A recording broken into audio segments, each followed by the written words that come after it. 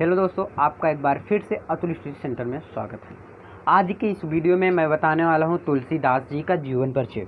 बहुत ही आसान तरीके से बताऊंगा, ऐसा आपको मिलने वाला नहीं है, रटना नहीं समझना है। यदि आप क्लास 10th और 12th में हैं तो जल्दी से चैनल को सब्सक्राइब कर लें, जिससे कि आने वाला हर एक वीडियो का नोटिफिकेशन सबसे पहले आप तक पहुँचे।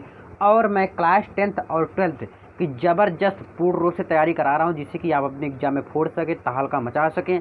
इस बार इस चैनल से आप बहुत ही अच्छा स्कोर कर सकते हैं, सिर्फ आपका जिद्द कायम रहना चाहिए। चलिए स्टार्ट करते हैं। तुलसीदास का जीवन परिचय बहुत ज़्यादा इंपॉर्टेंट है, 100% चांसेस रहता है पूछने का क्लास 10th में। तो इनका देखिए, अब गोस्वामी तुलसीदास, तो इनको गोस्वामी कहा जाता है ना। गोस्वामी तुलसीदास जी का पहली बात इनके बारे में थोड़ा समझ लेते हैं ना। ये क्या हुआ, इनके माता पिता जब ये बचपन में ही थे, इनके माता पिता छोड़ दिए थे। और इनका जो था, पहले जो मैं कहानी मेरे समझा रहा हूँ यही चीज़ आपको लिखना है, कोई ज़रूर नहीं यही चीज़ लिखो, जो मैं बता रहा हूँ इसको भी लिख सकते बनाकर, ठीक है ना। एक बार सुन लो। देखिए, इनके माता पिता इनको बचपन में ही छोड़ दिया था। मैं जस्ट पहले इसके जितना जीवन परिचय बताया, सब में परेशानी ये आती है जीवन परिचय में, ठीक है। तो इनके माता पिता ने इनको बचपन में ही छोड़ दिया, और क्या किया, और इन्होंने एक साधु के साथ रहकर अपना शिक्षा जो भी प्राप्त किए। और ये अयोध्या ज़्यादा जाते थे, मथुरा, जिसे कि आप जानते ही होंगे। और ये जो है, इनका विद्वानों में बहुत मतभेद है, इस प्रकार से है कि ये इनको ये नहीं पता कि मतलब इनका जन्म स्थान सटीक किसी को पता नहीं था, ठीक ना है ना पता था। कई विद्वान वहाँ कहते चलिए उसी के बारे में चर्चा करता हूँ। तो गोस्वामी तुलसीदास जी का जन्म सन 1532 ईस्वी में बांदा चित्रकूट में है स्थित। चित्रकूट ऐसा सुने होंगे, बांदा में। तो बांदा चित्रकूट जिले के राजापुर ग्राम में हुआ था। कहाँ पर हुआ था? राजापुर ग्राम में हुआ था। तुलसीदास जी के जन्म के संबंध में विद्वानों में मतभेद है। कुछ विद्वान इनका जन्म एटा जिले के सोरोग ग्राम को भी मानते हैं। तो मतलब इनका जन्म स्थान निश्चित नहीं है, आप यही लिख दीजिएगा, चित्रकूट से ज़्यादा जाने जाते थे, ठीक। तो कोई ज़रूरी नहीं है, आप मैं बोला हूँ ना, इसमें कट ऑफ भी कर सकते हैं आप अपने हिसाब से, क्योंकि आप सब समझदार हैं। चलिए, और इनके आगे देखिए, इनके पिता का नाम आत्माराम दुबे तथा माता का नाम हुलसी था। ये ध्यान में रखना आप, पिता का नाम, माता का नाम, मृत्यु, जन्म, जन्मस्थान, इतना काली पेन से लिखिएगा और बाकी नीली पेन से लिखिएगा। तो हुलसी था।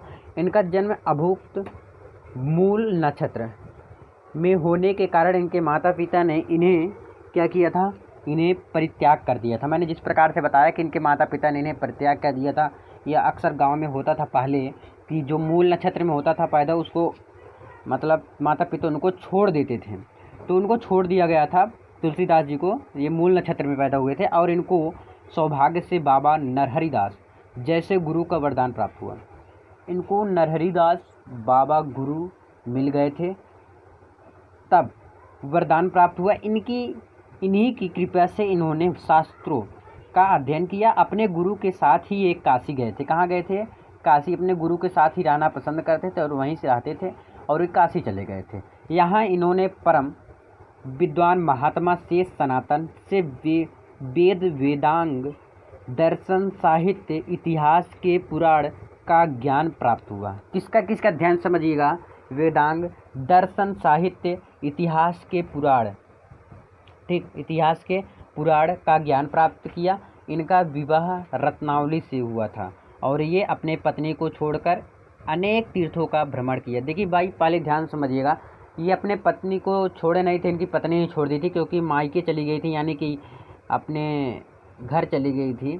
तो ये तुलसीदास जी ने गए तो उन झगड़ा हुआ, झगड़ा होकर वहाँ से चले गए। और मतलब कह सकते हैं आप कि इनकी हुलसी जो थी, मतलब रत्नावली जो थी, इनकी पत्नी ने ही महात्मा उनका तुलसीदास जी को छोड़ दिया था। और वे कहाँ चले गए इसके बाद? अनेक तीर्थों का भ्रमण किया, और ये राम के पवित्र चरित्र का गायन करने लगे। अधिकांश रचनाएं इन्होंने काशी, अयोध्या, चित्रकूट में की।